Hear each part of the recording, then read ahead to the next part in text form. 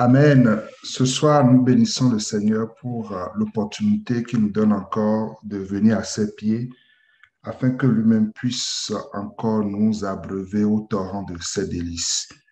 Et nous allons continuer ce soir avec la question que nous avons entamée la dernière fois concernant les quatre êtres vivants et les 24 vieillards. Alors, avant de poursuivre, je vais nous rappeler la question.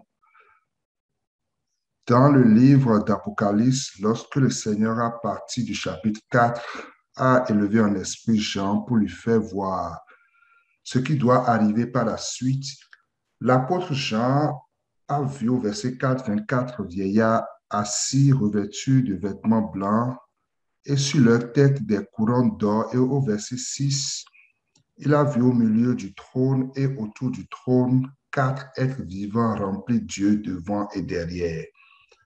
Du chapitre 4 au chapitre 19 d'Apocalypse, nous voyons que l'activité de ces 24 vieillards et de ces quatre êtres vivants se résume essentiellement à l'adoration de celui qui est assis sur le trône.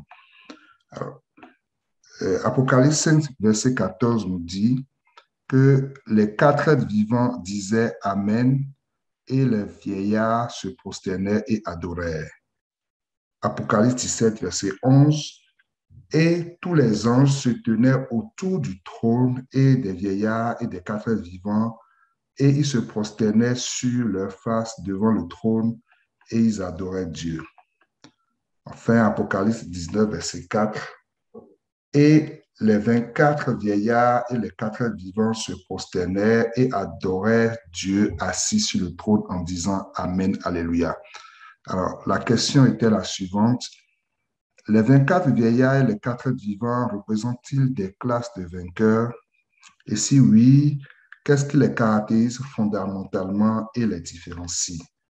Des deux groupes de vainqueurs, les 24 vieillards et les quatre êtres vivants, lequel dispose du rang le plus élevé, le cas échéant? Amen.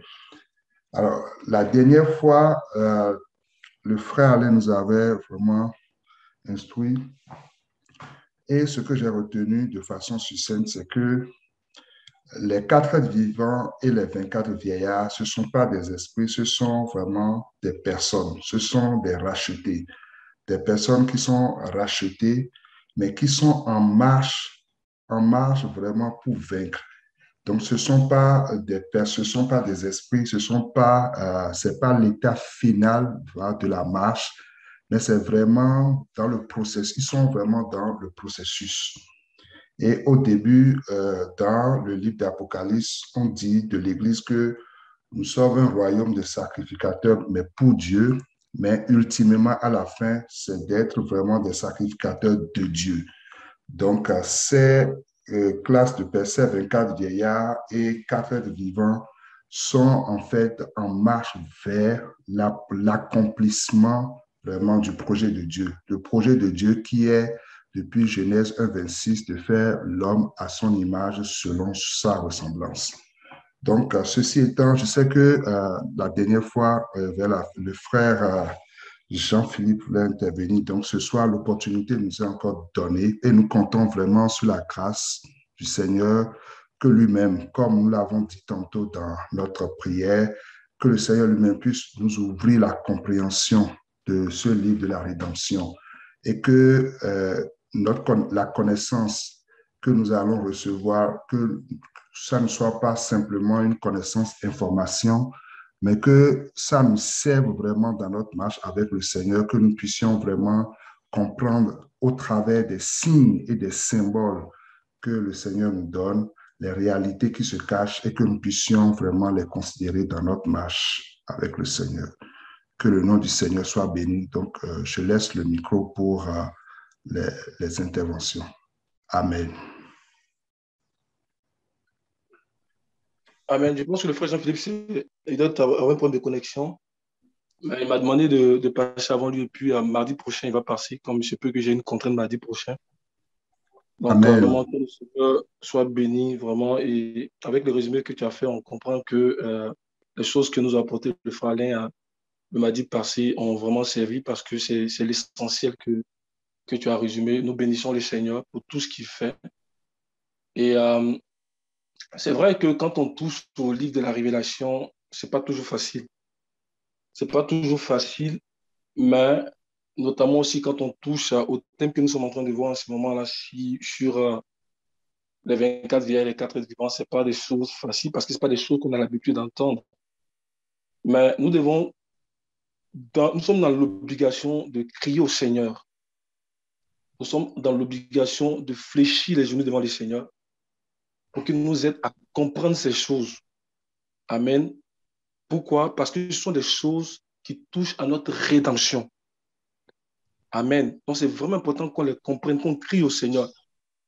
Et quand l'apôtre Jean introduit le livre de la Révélation, il dit révélation de Jésus-Christ qu'il a donné pour montrer à ses serviteurs, donc montrer à ses anges, mais en direction de l'Église. Alléluia. Donc, pour montrer à l'Église, pour montrer à ses disciples. Donc, ce livre-là nous est dédié. Amen. Et on ne pense pas que le Seigneur va nous donner quelque chose et puis il va le voiler, il va nous empêcher de le comprendre. Amen. Quand le Seigneur donne ces choses-là, c'est sûr qu'il va donner les moyens pour nous aider à les comprendre. Donc, qu'il a donné pour montrer à ses serviteurs. Donc, c'est dédié à ses serviteurs. Amen. Ça veut dire qu'on a l'obligation de crier au Seigneur pour comprendre parce que ça renferme des secrets. Amen. Le livre a été ouvert. Daniel 12 dit que dans les derniers temps, la compréhension va augmenter. Amen. Donc, le livre a été ouvert pour que nous ayons accès. Amen. Et l'esprit de Christ qui est ressuscité glorifié nous aide. Amen. Si nous appliquons, si nous lisons ce livre, si nous cherchons la face du Seigneur, il va nous montrer les choses qui sont dedans. Ce n'est ni par l'esprit, ce n'est ni par l'intelligence d'un homme, mais ce n'est ni par la force, je veux dire, ce n'est ni par l'intelligence d'un homme, mais c'est par le Saint-Esprit que ces choses sont possibles. Amen.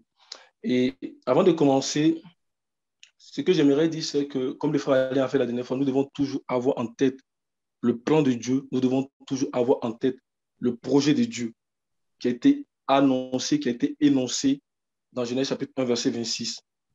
Ce projet-là, il n'a pas changé.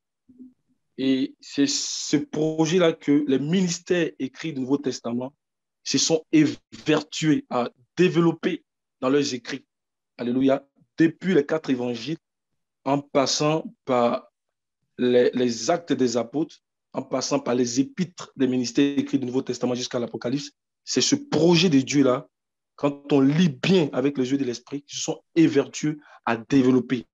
Alléluia. Et un petit bout que nous avons l'habitude de prendre, c'est dans Tite chapitre 1. On va lire Tite chapitre 1, verset 1 au verset 3. Vous allez voir qu'il dénonce encore ce projet-là que Dieu a énoncé depuis le commencement, depuis la Genèse. Amen. Paul énonce ça. Alléluia. Il dit que c'est le travail qui sont venus faire. Donc, à travers le écrit. Donc, Tite chapitre 1, du verset 1 au verset 3. De la part de Paul, serviteur de Dieu et apôtre de Jésus-Christ, j'ai été chargé d'amener ceux que Dieu a choisis à la foi et à la connaissance de la vérité qui est conforme à la piété, afin qu'ils aient l'espérance de la vie éternelle. Le Dieu qui ne ment pas l'avait promise avant tous les temps, et au moment voulu, il a révélé sa parole par la prédication qui m'a été confiée sur ordre de Dieu notre Sauveur. Amen. Donc, il dit que le Dieu qui ne ment pas l'avait annoncé dès les temps anciens. Donc, il va toucher à la Genèse. Alléluia. Il dit, dès les temps anciens, il avait annoncé. Et qu'est-ce qu'il a fait maintenant? Il a révélé cela par la prédication de l'évangile. Alléluia. Donc, ce qu'il a annoncé en Genèse, il a révélé cela par la prédication de l'évangile. Donc, l'évangile vient mettre en lumière le projet de Dieu. L'évangile vient donc pour montrer de façon évidente, de façon claire, ce que Dieu a promis depuis la Genèse. Alléluia. Et nous allons dans la Genèse chapitre 1, verset 26, pour relire ce projet de Dieu-là, pour relire en fait le plan de Dieu que Dieu avait en vue depuis le commencement des temps. Donc, Genèse chapitre 1, le verset 26. Puis Dieu dit, faisons l'homme à notre image, à notre ressemblance, qu'il domine sur les poissons de la mer, sur les oiseaux du ciel, sur le bétail, et sur toute la terre, et sur tous les reptiles qui rampent sur la terre. Amen.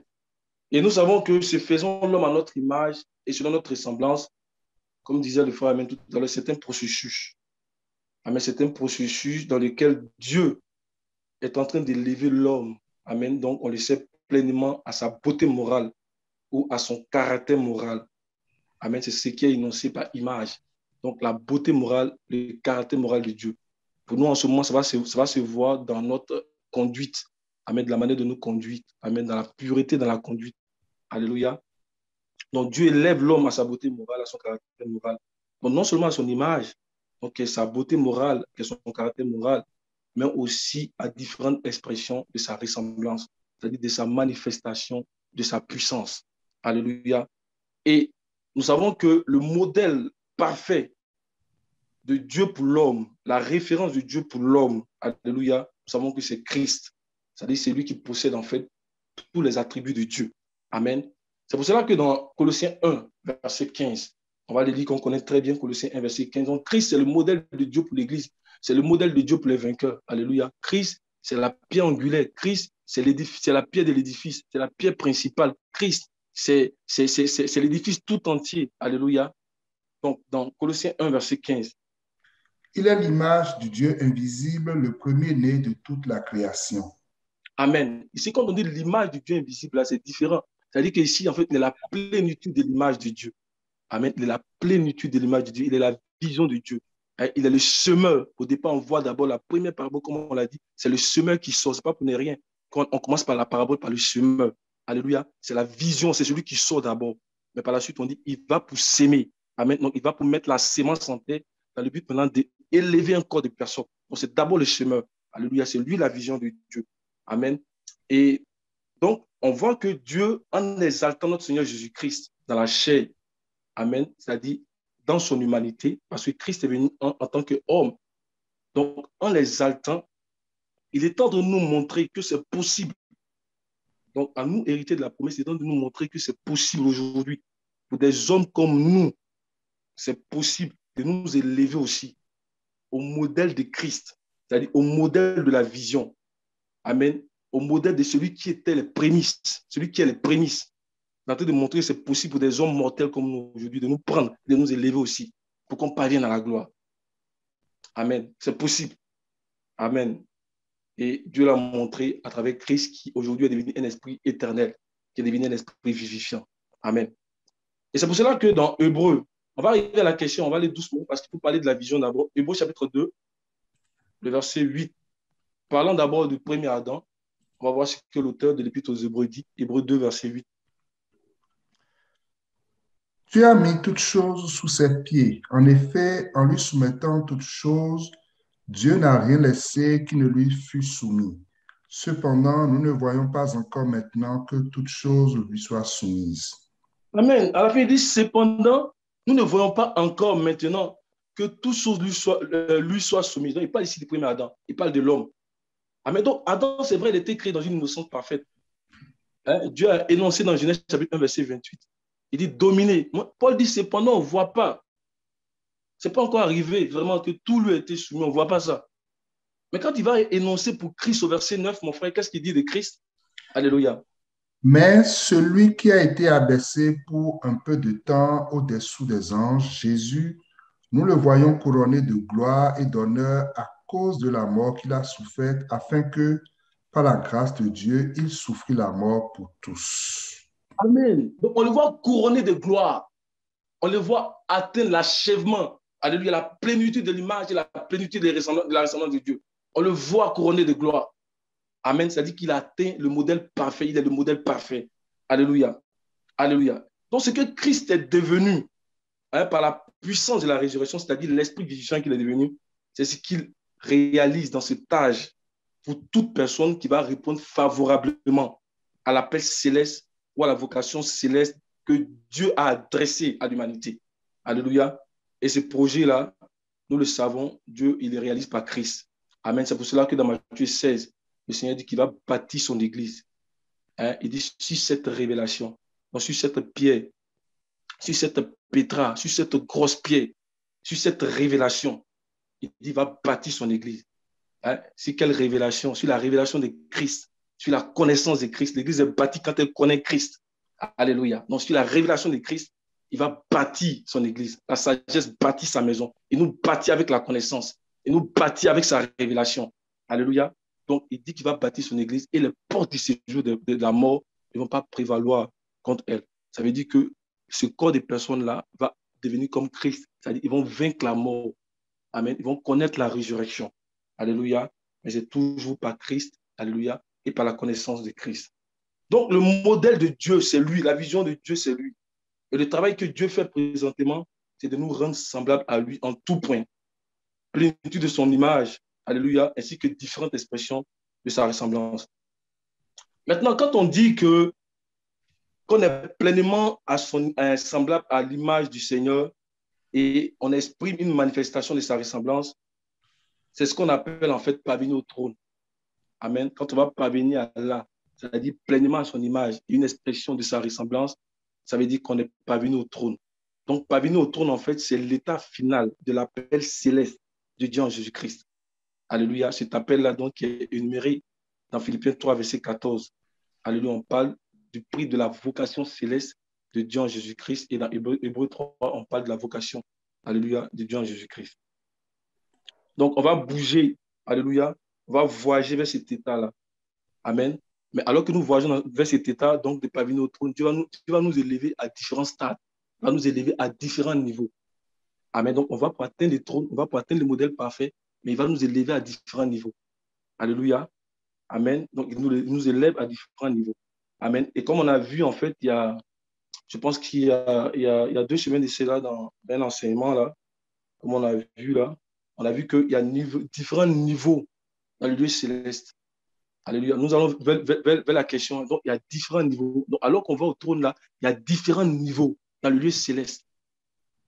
Donc, dans le lieu céleste aussi, c'est l'aspect d'opération de l'Église. Là où on voit la fin d'Apocalypse chapitre 12, là, c'est le lieu céleste, c'est l'aspect d'opération de l'Église. Il y a différents niveaux là-bas. Donc, il y a des niveaux que nous devons atteindre, alléluia, avant d'arriver au trône. Et on a testé cela avec Éphésiens chapitre 2, le verset 6. Éphésiens 2, verset 6.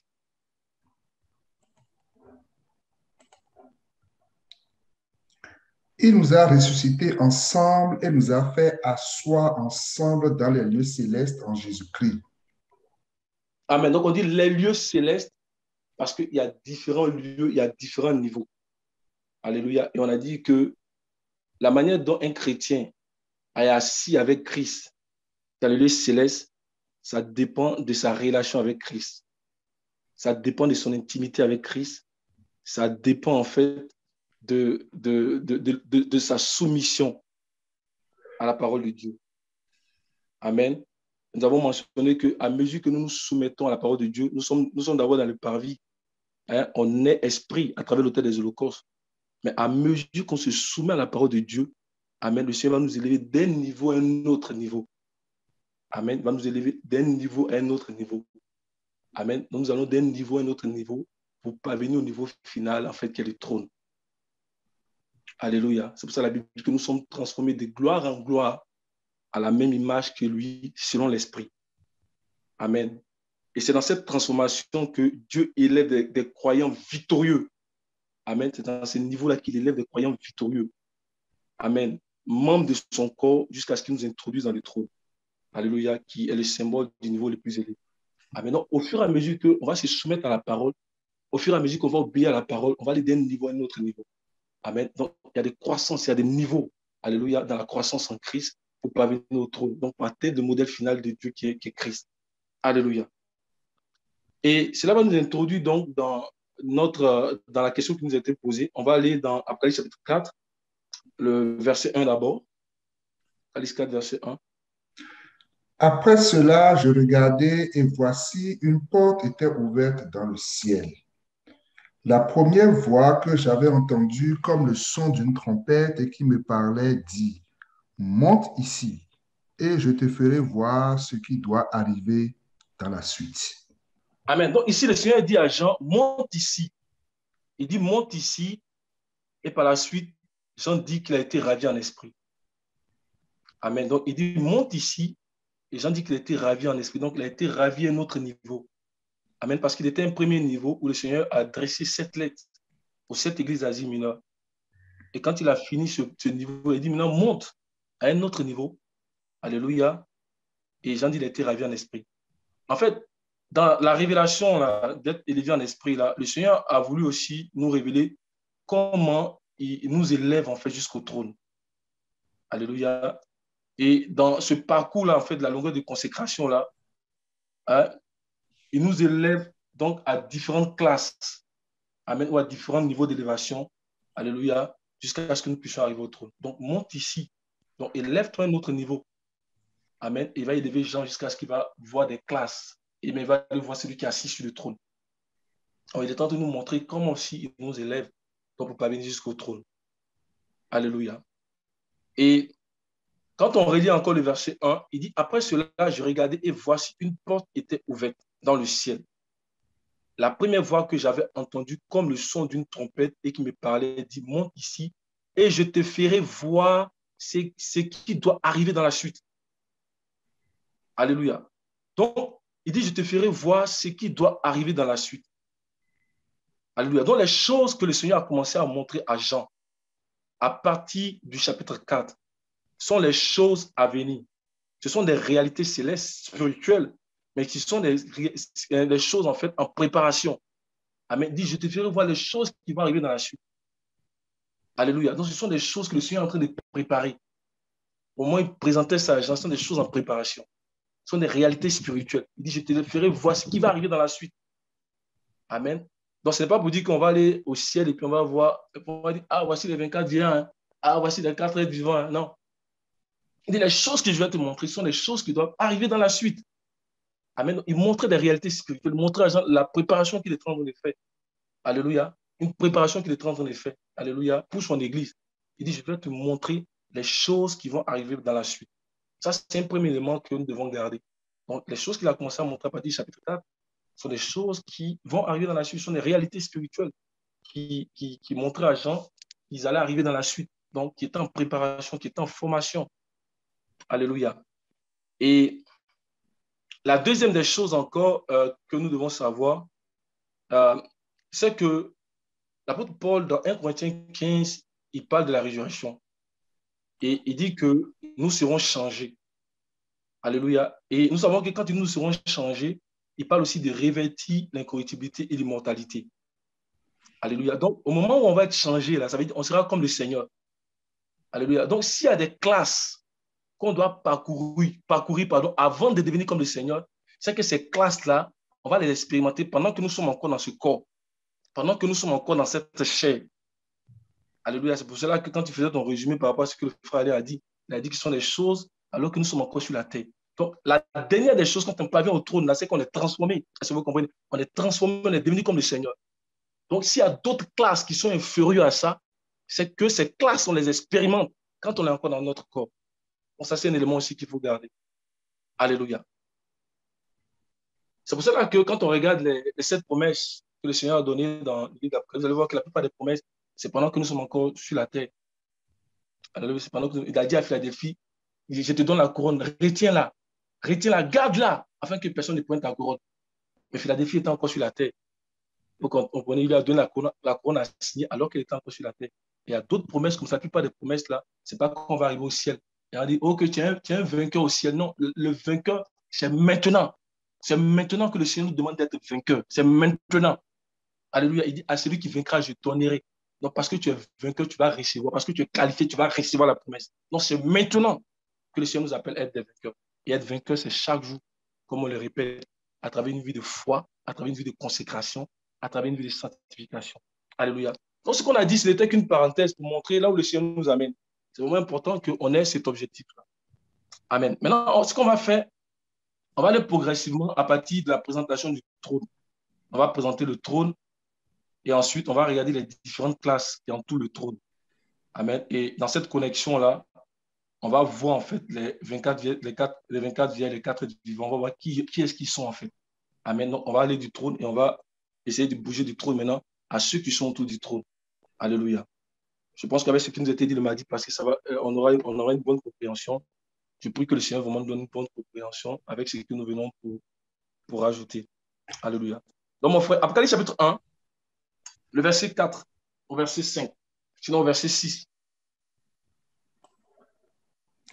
Jean aux 7 églises qui sont en Asie, que la grâce et la paix vous soient données de la part de celui qui est, qui était et qui vient, et de la part des 7 esprits qui sont devant son trône, et de la part de Jésus-Christ, le témoin fidèle, le premier-né des morts et le prince des rois de la terre.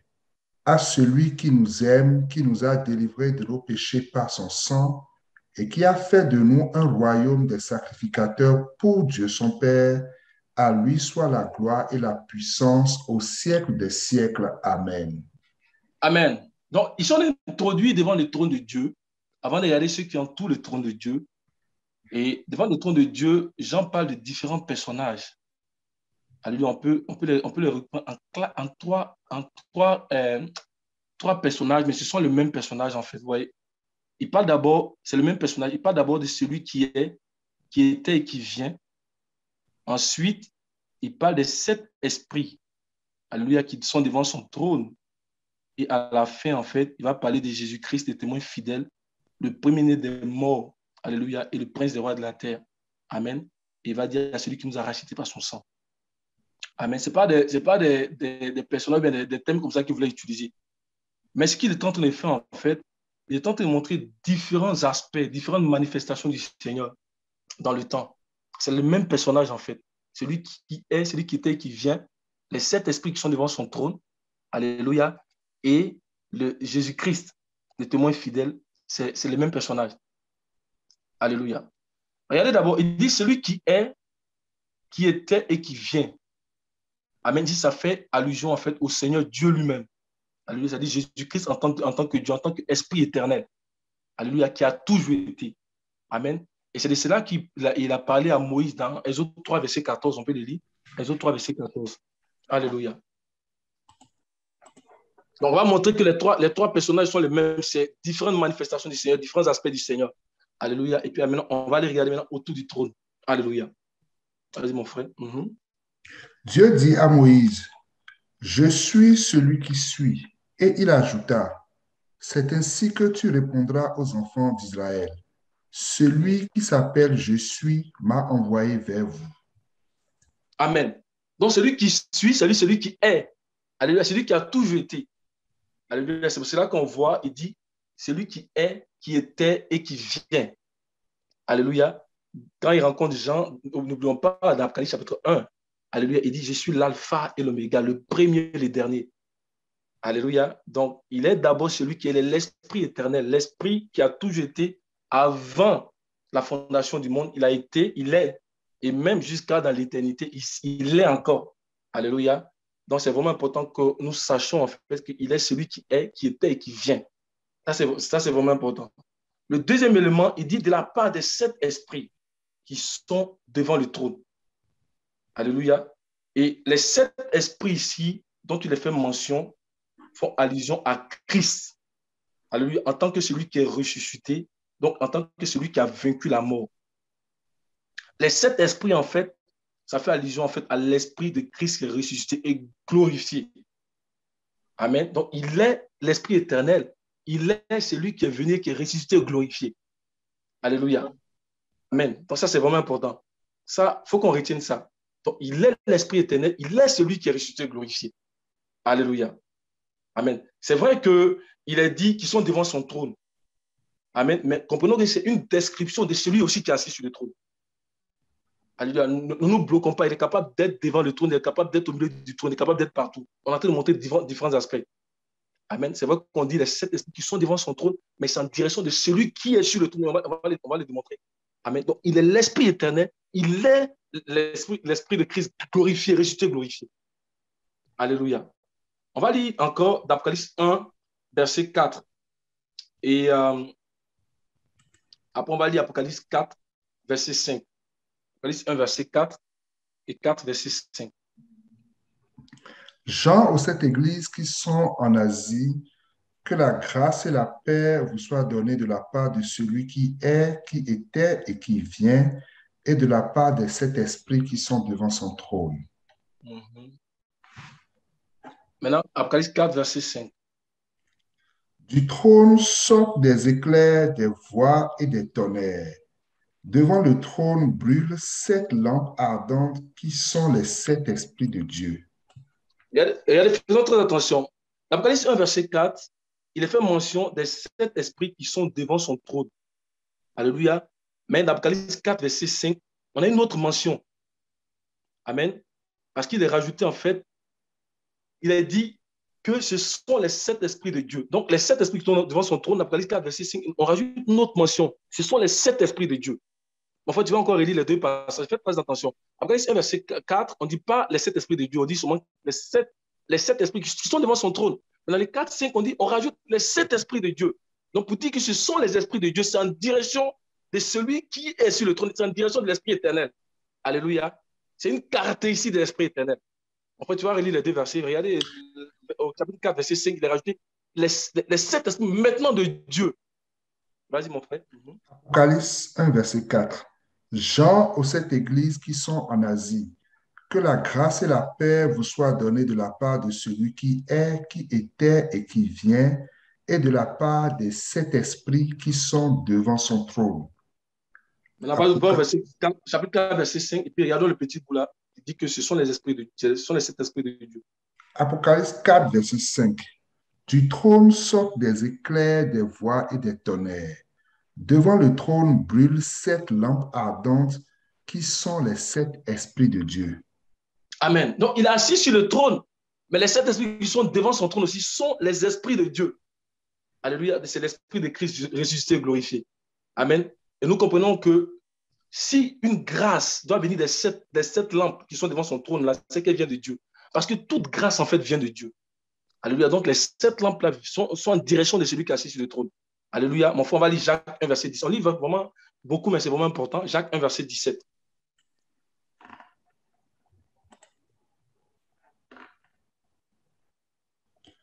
Toute grâce excellente et tout don parfait descend d'en haut du Père des Lumières, chez lequel il n'y a ni changement ni ombre de variation.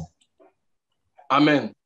Alléluia. Donc, on voit que les 7 lampes qui sont devant là sont aussi en direction de celui qui est assis sur le trône. Amen. Donc, nous savons que les 7 lampes ardentes, qui sont les 7 esprits de Dieu, appartiennent aussi à celui qui est assis sur le trône. À cause maintenant du verset qu'on va lire maintenant, d'Apocalypse 5, verset 6. Alléluia. Apocalypse 5, verset 6, ça va nous montrer que les 7 lampes qui boulent devant son trône là appartiennent à celui qui est sur le trône.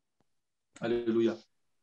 Et je vis au milieu du trône et des 4 êtres vivants et au milieu des vieillards un agneau qui était là comme immolé. Il avait 7 cornes et 7 yeux qui sont les 7 esprits de Dieu envoyés par toute la terre. Amen. Donc, on allait devant le trône, on les a vus devant le trône. Au chapitre 4, on dit que ce sont les 7 esprits de Dieu. Mais au chapitre 5, en fait, on nous montre que tout ça là, ça appartient à celui qui est sur le trône. Amen. Là, ils voient maintenant un agneau immolé. Amen. On dit il a 7 cornes et 7 yeux qui sont l'esprit de Dieu, les 7 esprits de Dieu. Amen. Donc, les 7 lampes là se déplacent depuis devant le trône et qui bougent. En fait, je parle jusqu'à dans le trône. En fait, ça montre l'interaction entre Dieu et puis ceux qui sont autour de son trône. Donc, il interagit avec son peuple. Alléluia. Donc, ça se déplace depuis le trône jusqu'à celui qui est sur le trône. Alléluia. Donc, ce sont les 7 esprits de celui qui est sur le trône. Alléluia. Donc, c'est vraiment important. Donc, on se déplace des 7 lampes qui boulent devant son trône, qui sont les 7 esprits de Dieu, hein, et jusqu'au qui boulent devant son trône, qui sont les 7 esprits de Dieu, hein, aux 7 esprits, mais maintenant, en fait, en direction de celui qui est assis sur le trône. Alléluia. C'est vraiment important. Et mon frère, on va encore relire le chapitre 5, verset 6 là. Chapitre 5, verset 6. Et je vis au milieu du trône et des 4 êtres vivants et au milieu des vieillards un agneau qui était là comme immolé.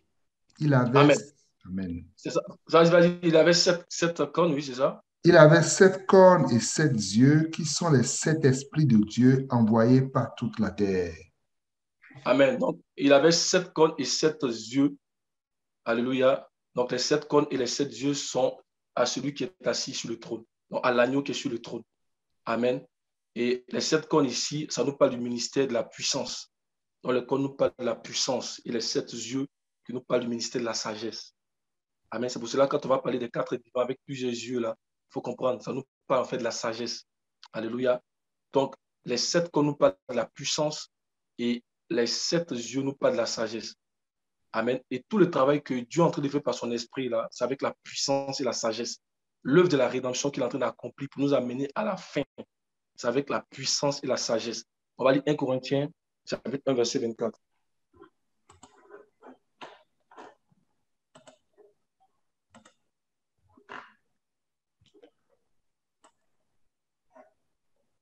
1 Corinthiens 1, verset 24. Mon frère.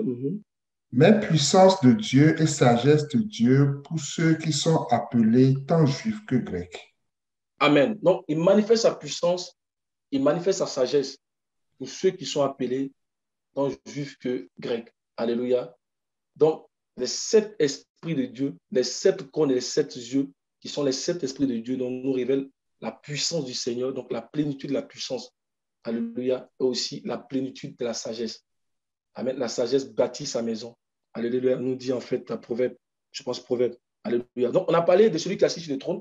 On a parlé des 7 esprits de Dieu. On va parler maintenant du troisième élément. Donc, dans Apocalypse 1, verset 5, on dit de la part de Jésus-Christ, le témoin fidèle, le premier-né des morts et le prince des rois de la terre, à celui qui nous aime, qui nous a délivrés de nos péchés par son sang. Amen. Et rappelez-vous que quand on voit Jésus-Christ dans les Écritures, en fait, ça fait toujours allusion, en fait, au Seigneur, mais au Seigneur dans son humanité. Amen. Ça dit Jésus-Christ qui est venu en tant qu'homme pour mourir. Alléluia. C'est pour cela que mon frère, tu vas relire le verset 1, le verset 5, le verset 6, chapitre 1. Vous allez voir que c'est celui qui nous a rachetés par son sang. Donc, quand on parle de Jésus-Christ, en fait, ça nous parle maintenant de celui qui est venu dans son humanité. Donc, on l'a présenté comme l'Esprit éternel, on l'a présenté comme l'Esprit glorifié, on le présente aussi comme celui qui est venu dans son humanité. Alléluia, pour nous sauver par son sang. Alléluia. Donc, les 3 personnages qu'on voit dans Apocalypse chapitre 1, là, c'est le même. Alléluia, mais dans différents aspects. Alléluia, dans différents rôles qu'il est en train de jouer. Alléluia. Apocalypse chapitre 1, verset 5 à 6. Et de la part de Jésus-Christ, le témoin fidèle, le premier-né des morts et le prince des rois de la terre, à celui qui nous aime, qui nous a délivrés de nos péchés par son sang, et qui a fait de nous un royaume des sacrificateurs pour Dieu son Père. À lui soit la gloire et la puissance au siècle des siècles. Amen. Amen. C'est pour ça qu'il est rajouté à celui qui nous a délivrés par son sang. Donc, Jésus-Christ, on a entendu parler maintenant, c'était celui qui est venu dans la chair. Donc, celui qui a versé son sang pour nous. On parle ici de l'œuvre de la rédemption. Alléluia. C'est ce qu'on dit à celui qui nous a délivrés par son sang. Et tous ces 3 personnages-là, c'est ce qu'on retrouve maintenant dans Apocalypse chapitre 5, verset 6. Parce que dans Apocalypse chapitre 5, verset 6, on parle d'abord d'un agneau immolé. Donc, c'est Jésus-Christ, celui qui nous a rachetés par son sang. Apocalypse 1, verset 5 à 6. On dit qu'il a les 7 cornes et les 7 yeux qui sont les 7 esprits de Dieu. On retrouve ça dans Apocalypse 1. Quand on dit, par exemple, de la part des 7 lampes qui brûlent devant son trône. Alléluia. On dit qu'il est assis sur le trône, dans l'esprit éternel. Quand tu vas sur le trône là, tu ne vas pas voir 2 personnes. On dit qu'il y a un seul trône, le trône de Dieu, le trône de l'agneau. C'est le même trône. Alléluia. Parce que quand tu arrives sur le trône, que tu vois la face de Christ, tu vois aussi la face de Dieu. Alléluia. Il n'y a pas 2 trônes. C'est lui, amen, qui est assis sur le trône.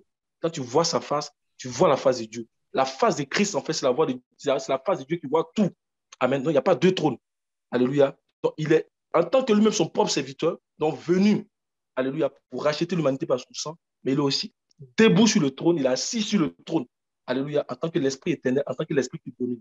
Alléluia. C'est vraiment important qu'on comprenne ça. Alléluia. Amen. Maintenant, ce on a fini de voir maintenant au niveau du trône. Alléluia, on a parlé un peu du trône. Depuis que le Seigneur nous aide vraiment à comprendre ça. Non, il se déplace du trône, il se déplace jusqu'à devant le trône pour interagir avec son peuple. Alléluia. Et on va maintenant regarder ceux qui sont autour du trône. Amen. Donc, on a parlé de celui qui est assis sur le trône. Alléluia. On a parlé de ces 7 esprits, dans l'esprit de Christ glorifié qui est devant son trône. On va parler maintenant des 4 êtres vivants et des 24 vieillards. Alléluia. Et on voit que l'une des choses ici qu'on prend pour les identifier, alléluia, et qui tiennent dans leurs mains, on voit des coupes, on voit des parfums. Il est dit que ces parfums-là sont les prières des saints. Donc, ils sont dans le service de la sacrificature. Ils brûlent le parfum. Je vais revenir sur ça. On va aller dans l'Ancien Testament. On va voir que le parfum était dédié sur mon sacrificateur. Donc, ils brûlent le parfum. C'est vraiment important. Donc, les éléments qui sont mis là nous aident à comprendre que ces 4 êtres vivants et ces 24 vieillards, en fait, sont dans le service. Alléluia, de la sacrificature. Amen. Et on va d'abord, avant de revenir sur le parfum, brûler le parfum, on va les regarder d'abord en termes de classement. En termes de classement, parce que je pense que la question qui aussi a été posée, je pense que le frère Alain aussi a abordé ça la dernière fois. On va regarder en termes de classement, et puis on va revenir après sur la sacrificature. Donc, on va à Apocalypse 4.4. Apocalypse 4.4. On va d'Apocalypse 4, 4. Mhm. Autour du trône, je vis 24 trônes, et sur ces trônes, 24 vieillards assis, revêtus de vêtements blancs, et sur leur tête des couronnes d'or. Amen. Donc ici, il a fait mention des 24 vieillards. Et il a dit qu'ils sont assis autour du trône, avec leurs vêtements et leurs couronnes. Amen. Donc autour du trône, en fait, là, c'est la première unité de mesure. Alléluia, qui nous permet, en fait, de faire des classements entre ceux qui sont autour du trône, mais toujours en relation avec celui qui est sur le trône. Regardez bien, ils sont autour du trône. C'est une unité de mesure que le Seigneur nous donne, en fait, pour faire le classement. Amen. Donc, les 24 vivants, en fait, en termes de classement, ils sont en dessous des 4 vivants. On va voir tout à l'heure, en fait, l'unité de mesure qui est utilisée pour les 4 vivants. Les 24 vivants sont en dessous, alléluia, des 4 vivants. Amen. Et on peut voir aussi qu'il y a une classe qui est inférieure aux 24 vieillards. On voit que les 24 vieillards sont en dessous, mais on va voir aussi qu'il y a une classe qui est antérieure, c'est-à-dire qui est inférieure à la classe des 24 vieillards. Amen. Mon frère, tu vas lire Apocalypse 5, verset 11. Cette classe, on doit la garder parce que quand on va faire la relation de ce qu'on voit ici là, avec Hébreu 12, vous allez voir que c'est la même chose. En fait. On va faire la correspondance avec Hébreu 12. Amen. Apocalypse 5, verset 11. Je regardai et j'entendis la voix de beaucoup d'anges autour du trône et des êtres vivants et des vieillards, et leur nombre était des myriades de myriades et des milliers de milliers.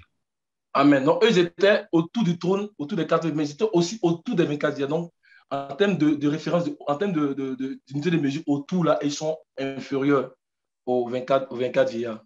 Alléluia. Ce sont des personnes à qui le Seigneur est en train de former aussi. Le Seigneur donne en fait les habilités pour atteindre la classe des 24 vieillards. Vous comprenez? Mais eux, ils sont autour des 24 vieillards.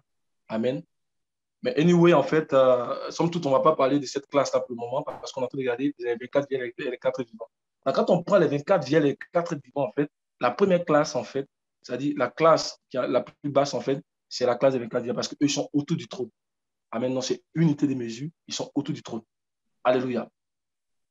Maintenant, on va aller au verset 6 pour regarder maintenant pour les 4 vivants. Apocalypse 4, verset 6. Il y a encore devant le trône comme une mer de verre semblable à du cristal. Au milieu du trône et autour du trône, il y a 4 êtres vivants remplis de Dieu devant et derrière. Voyez-vous, les 4 vivants, on utilise au milieu du trône et autour. Donc, au milieu, pour dire qu'ils sont plus proches du trône. Vous comprenez? Au milieu et autour. Les 4 vivants, les 24 vivants, on a vu qu'ils sont autour. Mais les 4 vivants, ils sont au milieu et ils sont autour. Alléluia. Ils sont au milieu et autour. Donc, ils sont plus proches du trône. Mais ils sont aussi au milieu à cause du service qu'ils accomplissent. Alléluia. Et on voit leur service au verset 8. Qu'est-ce qu'il a dit au verset 8? Ils font un service. Donc, ils ont un œil devant le trône. Ils sont devant la face de Dieu. Amen. Ils voient des choses. Et ils sont de la trompette. Et quand ils sont de cette trompette-là, les 24 vieillards jettent leur couronne. Alléluia. Ils adorent. Donc, ils sont au milieu et autour. Donc, pour dire qu'ils sont plus proches du trône. Amen. Donc, il y a autour, il y a au milieu et autour. Alléluia. C'est une autre mesure. Amen. On va aller au verset 8. Voir un peu leur service. Les 4 êtres vivants ont chacun 6 ailes et ils sont remplis de Dieu tout autour et au-dedans. Ils ne cessent de dire jour et nuit, Saint, Saint, Saint est le Seigneur Dieu le Tout-Puissant qui était, qui est et qui vient. Amen. Donc, ils sont au milieu et autour. Amen. Et ils voient et ils sonnent de la trompette. Et quand ils disent Saint, Saint, Saint, en ce moment, les 24 vieillards, en fait, ils jettent le couronne et qu'ils adorent. Alléluia. Donc, à cause de leur service aussi, ils sont au milieu, ils sont plus proches du trône. Alléluia. En termes aussi de croissance. Alléluia. En termes de nature de Christ, ils ont plus de Christ en eux. Alléluia. Donc, ils sont aussi au milieu et autour du trône. Alléluia. Donc, les quatre vivants, en fait, ils ont un statut au-dessus des 24 vieillards. Amen. Mais ils ont un statut qui n'est pas au-dessus de la plénitude de l'image de Christ. Amen. Ils n'ont pas un statut qui est au-dessus de celui qui est assis sur le trône. Amen. Donc, ça va nous amener en fait à aller regarder dans la description, sinon l'unité de mesure qui est utilisée pour celui qui est assis sur le trône. On dit unité de mesure, mais vous comprenez qu'on ne peut pas le mesurer. C'est pour montrer vraiment les différentes classes. Pour montrer vraiment les différentes classes. Donc, les 4 vivants autour, les 4 vivants au milieu et autour. Maintenant, allons voir celui qui est assis sur le trône. Alléluia. On va aller dans Apocalypse chapitre 5, le verset 6. Et je vis au milieu du trône et des 4 êtres vivants et au milieu des vieillards un agneau qui était là comme immolé. Il avait 7 cornes et 7 yeux qui sont les 7 esprits de Dieu envoyés par toute la terre. Amen. Donc, pour les 24 veillées, on a dit autour. Pour les 4 veillées, on a dit au milieu, autour. Mais pour lui, on dit au milieu. On dit au milieu 2 fois. Vous comprenez? Et je vis au milieu du trône et des 4 vivants et au milieu des vieillards. Un agneau qui était immolé. Il avait 7 cornes et 7 yeux qui sont les 7 esprits de Dieu envoyés par toute la terre. Amen. Donc ici, au milieu, c'est utilisé 2 fois. Ça veut dire quoi? Ça veut dire qu'il est au milieu du trône, comme celui qui règne sur le trône. Amen. Mais on dit aussi qu'il est debout au milieu des 4 vivants et des 24 vieillards. Il est debout comme quoi? Comme un agneau qui est là, comme un agneau immolé. Amen. Pour dire comme on l'a vu précédemment, en fait, il est debout en tant que serviteur de lui-même. Amen. Pour interagir avec son peuple à travers l'œuvre de la rédemption. Amen. Donc, il est assis comme celui qui règne, mais il interagit aussi avec ceux qui sont autour de son trône à travers l'œuvre de la rédemption. Amen. Parce qu'il faut qu'il les amène aussi à devenir comme lui-même qui est assis sur le trône. Dans leur croissance, ils doivent arriver comme lui. Ce n'est pas l'œuvre de la rédemption qui fait ce travail. Ce n'est pas l'œuvre de la rédemption, l'œuvre qu'il a accomplie à la croix. Ce n'est pas ça qu'il va amener toute personne à devenir parfait comme lui. Amen. Donc, il est au milieu du trône en tant que celui qui règne. Il est assis sur le trône, mais il est aussi au milieu des 4 divins des 24 vieillards en tant que serviteur dans son humanité, en tant que l'agneau immolé, pour les amener donc à atteindre le trône. Alléluia. Donc, ces 4 vivants et puis ces 24 vieillards, comme notre frère Alain le disait la dernière fois, ce sont des personnes vivantes présentement sur la terre, membres de la grande assemblée et aussi membres de l'assemblée des premiers-nés inscrits dans les cieux. C'est-à-dire qu'ils ont atteint un niveau. Ils sont membres de la grande assemblée, mais aussi ils sont membres de l'assemblée des premiers-nés. Amen. Il y a un niveau quand tu atteins là, tu deviens membre de l'assemblée des premiers-nés inscrits dans les cieux. Alors que le Seigneur fasse que nous tous ici là, nous soyons membres de l'assemblée des premiers-nés inscrits dans les cieux. Amen. Alléluia.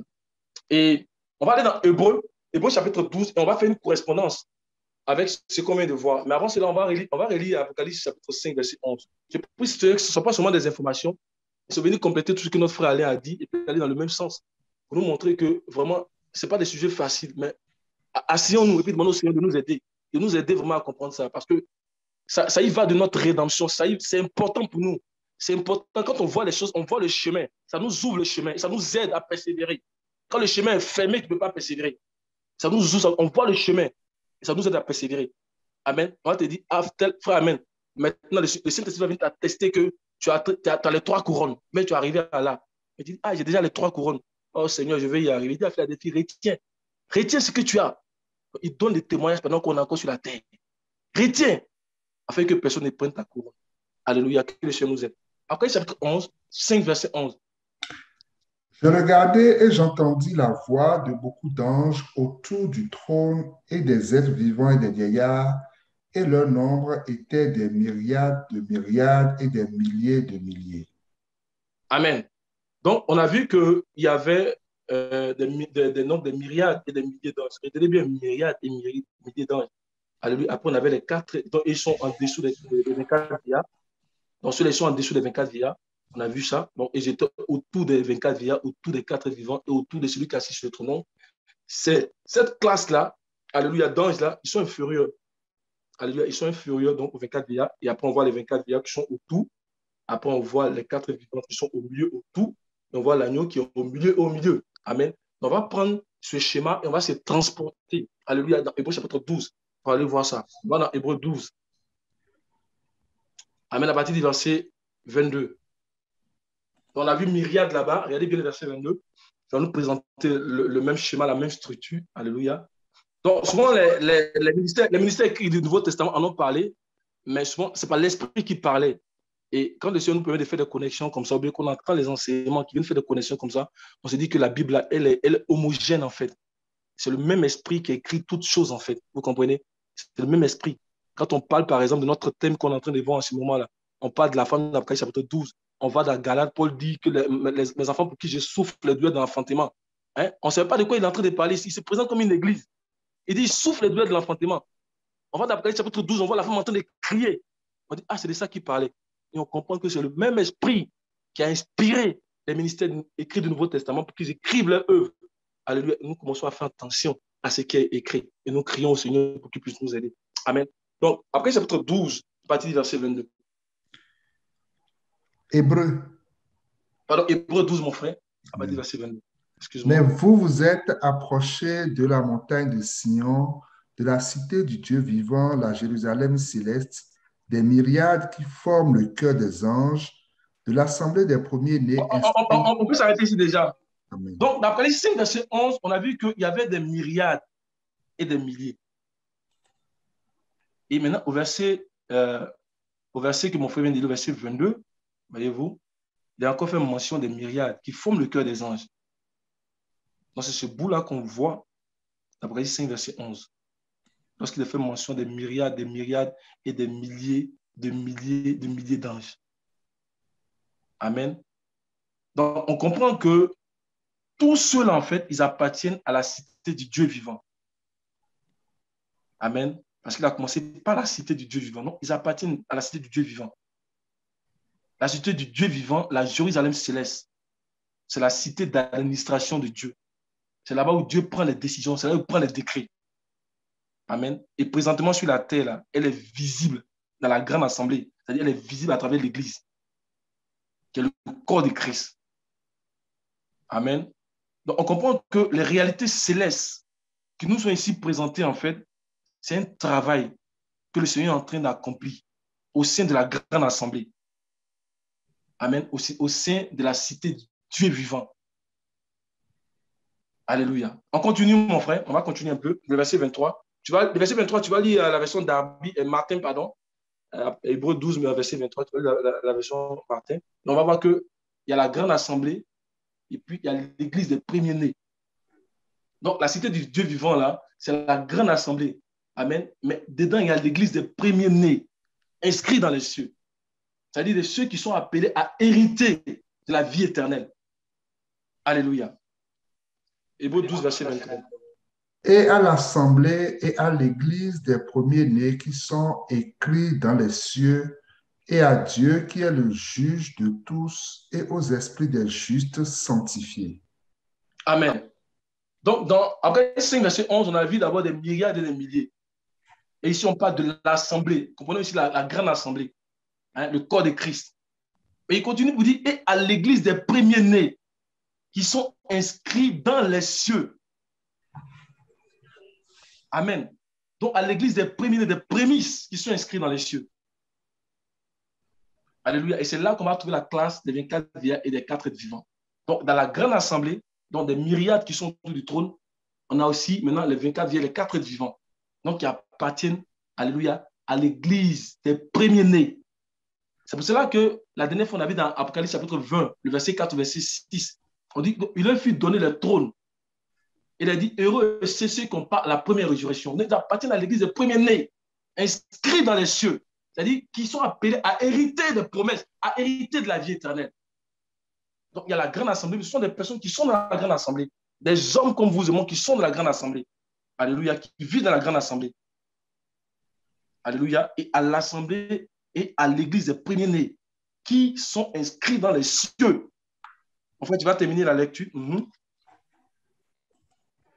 Et à Jésus, le médiateur de la nouvelle alliance, et au sang de l'aspersion qui prononce de meilleures choses que celui d'Abel. Donc, quand on repart dans l'Apocalypse, on a vu qu'il y avait l'agneau sur le trône immolé. C'est pour ça qu'ici, on parle aussi de Jésus, hein, qui a le sang de l'aspersion, qui prononce de meilleures choses qu'Abel. Après, maintenant, on voit l'assemblée des premiers-nés inscrits dans les cieux, la classe des 4 divins, des 24 vieillards. Et après, on voit la grande assemblée dans des myriades. Alléluia. On montre ici que Jésus-Christ est en train de faire le travail avec son sang pour tous les amener à la perfection. Alléluia. Et on va lire Zacharie chapitre 6, verset 5. Zacharie 6, verset 5, pour comprendre que les 4 vivants sont des personnes qui sont dans la présence de Dieu, sont des hommes comme nous, mais qui se tiennent devant la face de Dieu. Alléluia. Zacharie 6, verset 5. Et l'ange répondit et me dit, ce sont les 4 vents des cieux qui sortent du lieu où ils se tenaient devant le Seigneur de toute la terre. Donc, ils se tiennent devant le Seigneur de toute la terre, ils sortent. Amen. Ils sont devant le trône de Dieu, jour et nuit, ils crient Saint, Saint, Saint. Ils adorent Dieu à travers leurs instruments. On dit, ils sortent aussi. Mais quand ils sortent, c'est pour manifester toute la puissance qu'ils ont reçue devant le trône de Dieu. Alléluia. Donc, ils sont devant le trône de Dieu. On dit, ils se tiennent devant le Seigneur de toute la terre. Alléluia. 1 Roi 18, verset 15, dans la version d'Arby, mon frère. Vous allez voir que ce sont des hommes qui se tiennent devant la face de Dieu. Ce n'est pas des anges angéliques ou bien des anges esprits. Amen. 1 Roi 18, verset 15, dans la version d'Arby.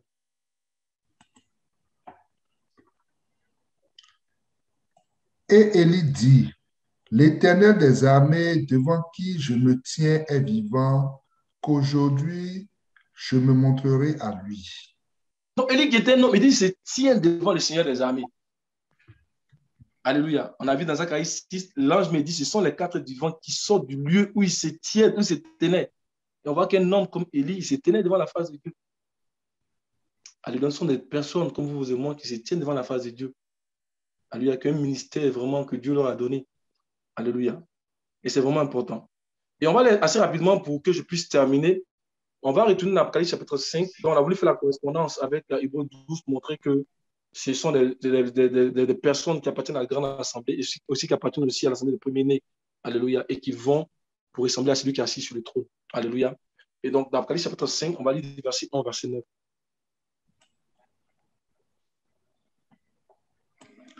Puis je vis dans la main droite de celui qui était assis sur le trône un livre écrit en dedans et en dehors, scellé de 7 sceaux. Et je vis un ange puissant qui criait d'une voix forte, qui est digne d'ouvrir le livre et d'en rompre les sceaux. Et personne dans le ciel, ni sur la terre, ni sous la terre, ne put ouvrir le livre, ni le regarder. Et je pleurais beaucoup de ce que personne ne fut trouvé digne d'ouvrir le livre, ni de le regarder. Et l'un des vieillards me dit, ne pleure point, voici, le lion de la tribu de Juda, le rejeton de David, a vaincu pour ouvrir le livre et ses 7 sceaux. Et je vis au milieu du trône et des quatre vivants, et au milieu des vieillards, un agneau qui était là comme immolé. Il avait 7 cornes et 7 yeux, qui sont les 7 esprits de Dieu envoyés par toute la terre. Il vint et il prit le livre de la main droite de celui qui était assis sur le trône. Quand il eut pris le livre, les quatre vivants et les 24 vieillards se prosternèrent devant l'agneau, tenant chacun une harpe et des coupes d'or remplies de parfums qui sont les prières des saints. Et ils chantaient un cantique nouveau en disant, tu es digne de prendre le livre et d'en ouvrir les sceaux, car tu as été immolé et tu as racheté pour Dieu par ton sang des hommes de toute tribu, de toute langue, de tout peuple et de toute nation. Amen. Amen. Donc, quand on lit les versets, les 9 versets que le frère vient de lire, en fait, la première chose qu'on peut noter, en fait, c'est qu'il a fait mention qu'il y avait un livre qui était scellé des 7 sceaux. Amen. Et celui qui était assis sur le trône, c'est lui qui avait ce livre-là. Alléluia. Et il a dit que personne ne pouvait l'ouvrir dans le ciel et sur la terre. Amen. Mais gloire au Seigneur, nous voyons que le lion de la tribu de Juda, il s'est prévalu lui-même. Et il allait prendre le livre et il a brisé les 7 sceaux. C'est glorieux ce qu'on est en train de lire ici, là, mes frères. Parce que ce qu'on doit savoir, c'est que ce livre-là, il est lié en fait à notre rédemption. C'est-à-dire que toutes les étapes de notre croissance jusqu'à la perfection, là, alléluia, c'est dans ce livre-là. Amen. Et on le voit dans les événements qui s'enchaînent jusqu'à la fin du livre d'Apocalypse. Alléluia. Ça vient en fait de ce que le Seigneur a fait à partir du chapitre 5 que mon frère vient de lire là. Tout ce qu'on voit là, ça a commencé parce qu'il a commencé à briser les sceaux. C'est à partir des sceaux là qu'on voit l'enchaînement. Cela veut dire quoi? Cela veut dire que si le Seigneur n'était pas allé prendre le livre et que le livre était resté scellé en fait, il n'allait pas avoir de chemin pour aucun de nous en fait pour arriver à la perfection.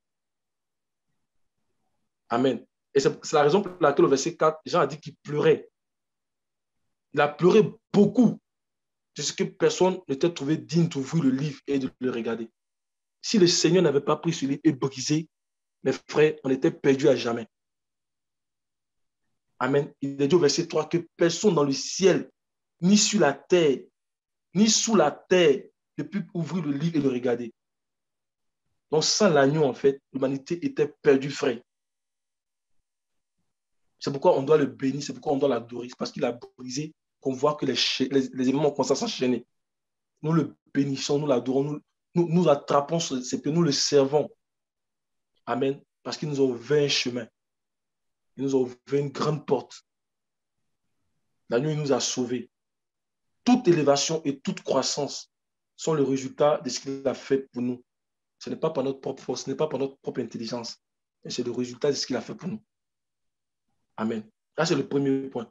Le deuxième point qu'on retrouve dans ces versets-là, que nous voyons, c'est qu'il a dit que quand l'agneau est venu et il a pris le livre de la main droite de celui qui était assis sur le trône, verset 7, il a dit que les 4 êtres vivants et les 24 visages se sont prosternés devant l'agneau.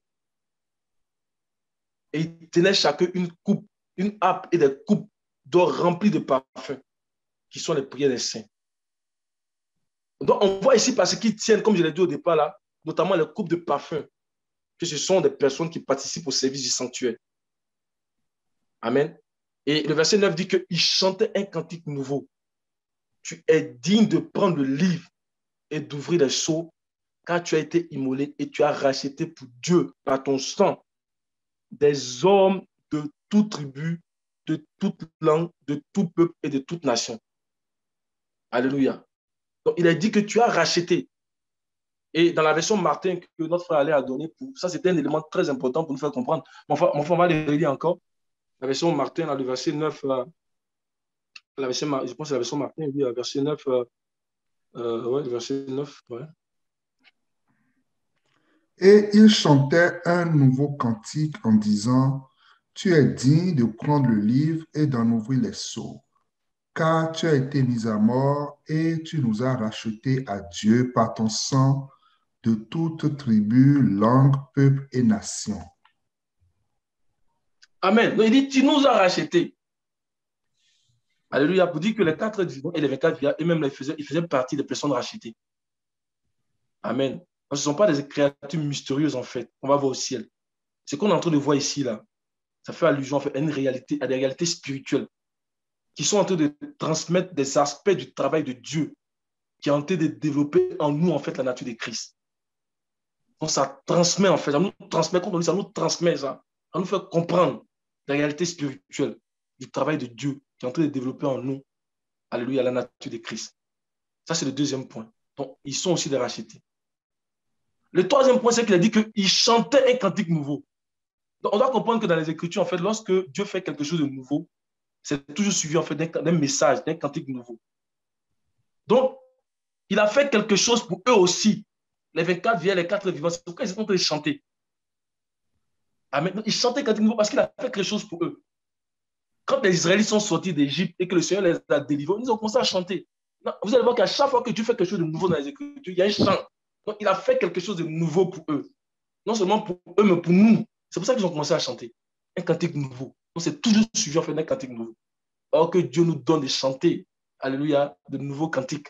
Amen. Parce qu'il a fait pour nous de grandes choses. Alléluia. Donc, tu as fait de nous un royaume de sacrificateurs pour notre Dieu. Et on dit qu'ils vont régner à jamais. Alléluia. Et c'est vraiment important. On a vu aussi, le frère Amen a fait le résumé. Quand on dit pour notre Dieu, pour notre, ça dit que quand on dit pour notre Dieu, hein, même pour Dieu, Amen, pour Dieu, ça montre qu'ils n'ont pas encore atteint la plénitude de celui qui est assis sur le trône. Hein? Dans Apocalypse chapitre 1, verset 6, Jean aussi a repris ça. On peut le lire, Apocalypse 1, verset 6. Donc, pour notre Dieu, ils n'ont pas encore atteint la plénitude. Donc, ils sont en formation, ils sont en transformation. Alléluia. Apocalypse chapitre 1, verset 6. Et qui a fait de nous un royaume des sacrificateurs pour Dieu son Père. À lui soit la gloire et la puissance au siècle des siècles. Amen. Merci mon frère d'avoir insisté si pour Dieu, là, tu as tellement appelé pour Dieu. Donc, pour mentionner que Jean lui-même aussi, il était en formation dans la sacrificature. Il était membre de l'église de Dieu. Alléluia. Il appartenait à la grande assemblée, il appartenait aussi à l'assemblée des premiers-nés. Amen. Nous savons que spirituellement, il avait atteint un niveau très élevé. Parce qu'il a dit, il a dit que les 4 vivants et puis les 24 vivants sont dit aussi là-bas. Hein? Dans des sacrificateurs pour notre Dieu. Amen. Donc, lorsqu'il a fait mention de pour notre Dieu, on voit des personnes en formation, comme Jean, qui est en croissance aussi pour aller devenir un esprit divin.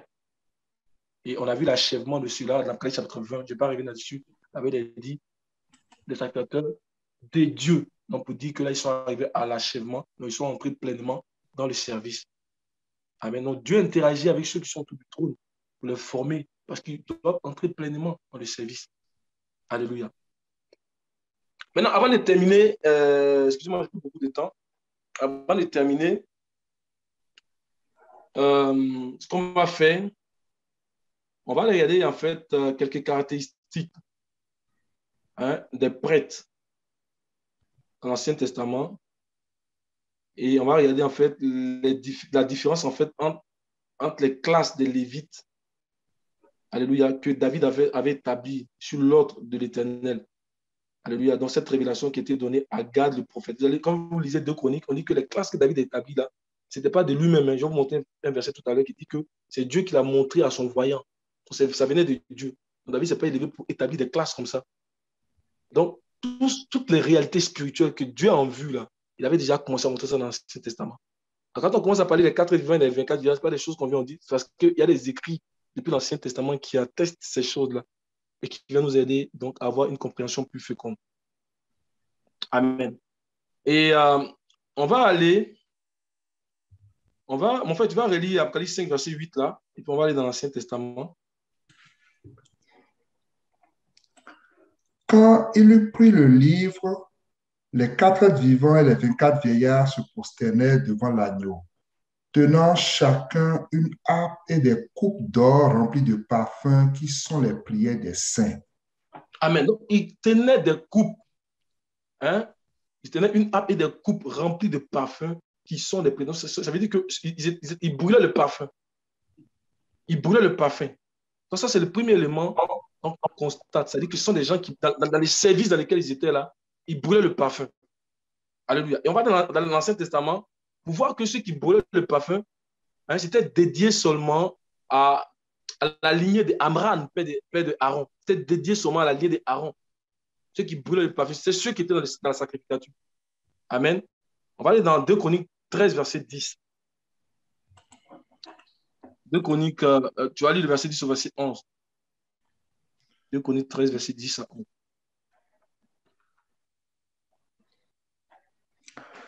Mais pour nous, l'Éternel est notre Dieu et nous ne l'avons point abandonné.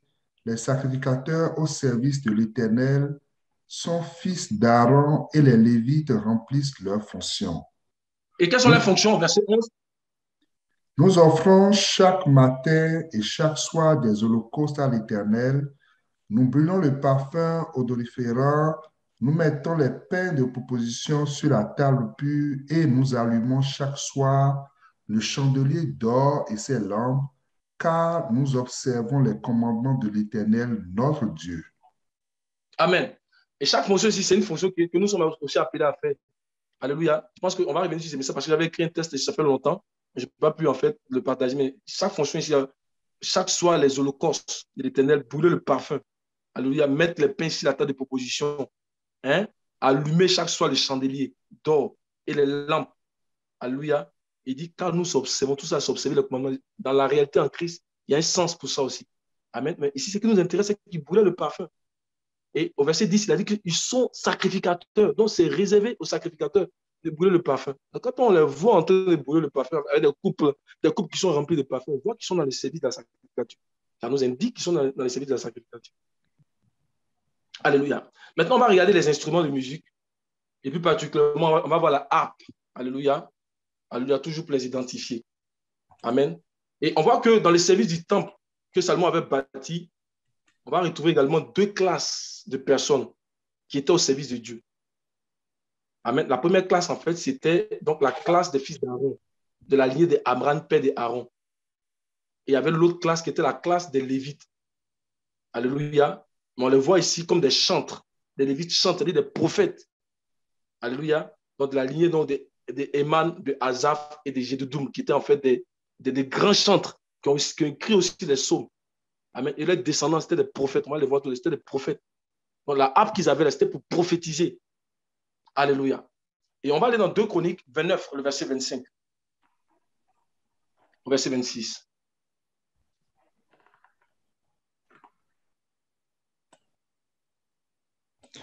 Il fit placer les Lévites dans la maison de l'Éternel avec des cymbales, des luttes et des harpes, selon l'ordre de David, de Gad, le voyant du roi, et de Nathan le prophète, car c'était un ordre de l'Éternel transmis par ses prophètes. Amen. On dit ce que David a fait, c'était un ordre de l'Éternel. Alléluia. Dieu a dit à Moïse, regarde et fais selon le modèle qui t'est montré sur la montagne. Donc regarde la réalité céleste. Alléluia. Regarde en fait ce qui se fait dans le sacerdoce de Melchisedec. Et réalise ça. Donc il dit que la montagne, c'est prophète. Non, ce n'est pas pour ne rien. Dieu ne montre pas, ce sont des réalités qu'il montre. Hein? Un travail qu'il est en train de faire qu'il montre à ses serviteurs. Amen. On dit qu'ils avaient des cymbales, ils avaient des luttes. Et ce qui nous intéresse, c'est qu'ils avaient des harpes, selon l'ordre de l'Éternel. Alléluia. Selon l'ordre de l'Éternel. Et on va aller maintenant dans 1 Chronique 25, verset 5, pour voir ce qu'il faisait avec ces instruments-là. 1 Chronique 25, verset 5, pour voir ce qu'il faisait avec ces instruments-là. Alléluia.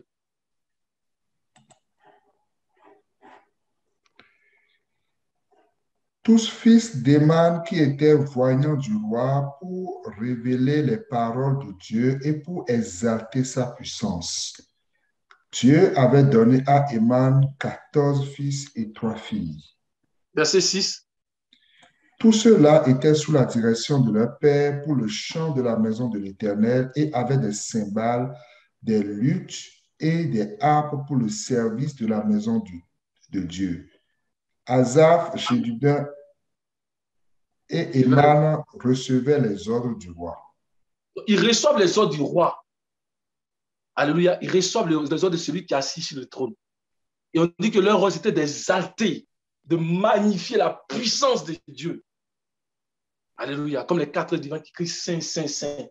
Et ils le faisaient avec la harpe. Donc quand ça jouait, ils prophétisaient. Ils prophétisaient avec ces instruments. Alléluia. Donc ça appartenait au service. Ces instruments appartiennent au service. Hein? Ils sont dans l'adoration. Ils passent le temps à adorer. Ce sont là les sacrificateurs que le Père recherche. Ce sont là les adorateurs qui recherchent. Amen. Donc ça servait à l'adoration. Ça servait donc au service du sacerdoce. À adorer, à exalter la puissance de Dieu. À annoncer les vertus de celui qui nous a appelés des ténèbres à son admirable lumière. Donc c'était des hommes, ce sont des hommes qui sont dans le service rachetés. Amen. Mais qui sont en formation, qui sont en progression pour aller atteindre celui qui est assis sur le trône. Et celui qui est assis sur le trône les aide à travers l'œuvre de la rédemption. Alléluia. C'est à travers l'œuvre de la rédemption qui les aide à pouvoir parvenir sur le trône. Que le Seigneur nous aide. Avec ce qui a été dit mardi, j'ai voulu rajouter ces éléments-là. C'est beaucoup de choses, mais on prie que le Seigneur nous aide vraiment à pouvoir les démêler, que le Saint-Esprit nous aide vraiment à pouvoir les ranger pour avoir une compréhension assez ferme, alléluia, de ces choses-là. Que le Seigneur nous aide. Au nom de Jésus. Amen. Amen, amen. Nous bénissons vraiment le Seigneur pour ces lumières qu'il nous apporte encore ce soir sur le sujet. Et là, il est 21h52. Je pense que nous allons arrêter pour aujourd'hui. Par la grâce de Dieu, ce sont des sujets sur lesquels nous pourrons encore revenir les fois prochaines pour encore méditer là-dessus. Le Seigneur pourra encore nous ouvrir encore plus la compréhension et nous faire voir encore d'autres aspects de genre du sujet pour notre édification commune. Donc, frères et sœurs, nous allons élever la voix, nous allons bénir le Seigneur pour toutes ces lumières que nous avons reçues ce soir et nous allons nous recommander à sa grâce afin que jour après jour, à mesure que nous nous efforçons à pouvoir comprendre vraiment les Écritures, que lui-même puisse davantage nous ouvrir la compréhension pour que nous puissions saisir non seulement ce qui est dit, mais que nous puissions l'appliquer dans nos vies. Donc, élevons la voix et prions pour la manne que nous avons reçue ce soir et demandons vraiment au Seigneur de venir encore et encore nous ouvrir la compréhension de sa parole. Au nom de Jésus. Amen.